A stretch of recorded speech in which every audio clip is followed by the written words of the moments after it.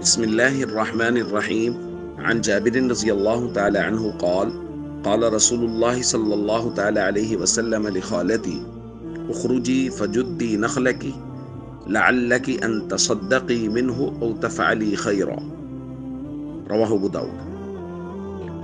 حضرت جابر رضی اللہ تعالیٰ عنہ بیان فرماتے ہیں کہ میری خالہ کو 3 طلاق دے دی گئی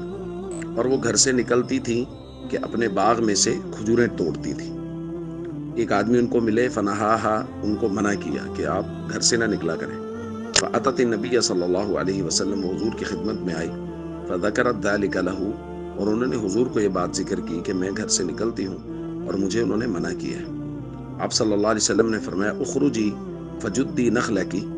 آپ گھر سے نکل سکتی ہیں دن کے وقت اور اپنی کھجوروں کو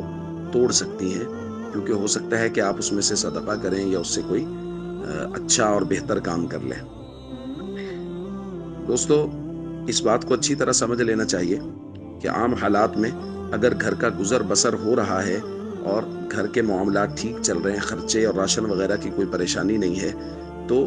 عدت والی عورت کا گھر سے باہر نکلنا کسی بھی کام کاج کے لیے یہ جائز نہیں ہے۔ ہاں، اگر کوئی عورت ایسی ہے کہ اگر وہ گھر میں بیٹھی رہے گی تو گھر کا راشن ہی ختم ہو جائے گا، گھر میں بیٹھی رہے گی تو گھر کے معاملات ہی نہیں چلیں گے، گھر میں فاقے کی نوبت آ جائے گی، تو پھر اجازت دی گئی ہے کہ پھر دن کے وقت یہ گھر سے نکلے اور شام سے پہلے واپس آ جائے اور جو کام کاج اس نے کرنا ہے وہ کر لے۔ معتدۃ الطلاق جو ہوتی ہے، یعنی جس عورت کو طلاق ہوتی ہے، شریعت یہ کہتی ہے کہ اس کی عدت کے دوران اس کا خرچہ اس کے شوہر کے ذمہ ہے، لہذا اگر تو شوہر خرچہ اٹھا رہا ہے پھر تو عورت کا گھر سے باہر نکلنا جائز نہیں ہے، اور اگر شوہر خرچہ نہیں اٹھا رہا تو پھر ظاہر ہے اس نے کہیں سے تو کچھ کھانا ہے، اور اگر اس کے کھانے کا کوئی انتظام ہو بھی نہیں رہا، بھائی یا کوئی رشتہ دار بھی نہیں کر رہے، تو پھر اس کے لیے باہر نکلنے کی اجازت ہے۔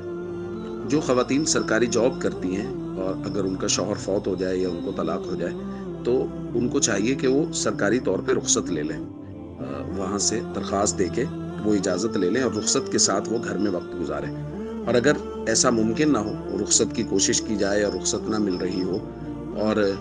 گزارا بھی ہونا مشکل ہو اس سرکاری جاب کے بغیر، تو پھر ان کے لیے کسی درجہ میں گنجائش ہو سکتی ہے کہ وہ دن کے وقت جائیں اور شام ہونے سے پہلے واپس آ جائیں۔ اسی طرح جیسا کہ درخواست کی گئی تھی کہ اگر کوئی عورت بیمار ہے عدت کی حالت میں تو وہ دن کے وقت جا کے اپنا چیک اپ وغیرہ کروا سکتی ہے۔ اسی طرح اگر کوئی ڈاکومنٹیشن کروانی ہے کسی عورت نے اور وہ بہت ضروری ہے، اس کے بغیر گزارا نہیں ہے، یہ بات بارہا کی جا رہی ہے کہ اس کے بغیر گزارا نہیں ہے، وہ عدت کے بعد اگر ہو سکتا ہے تو پھر اس کو عدت کے دوران نہیں کرنا چاہیے۔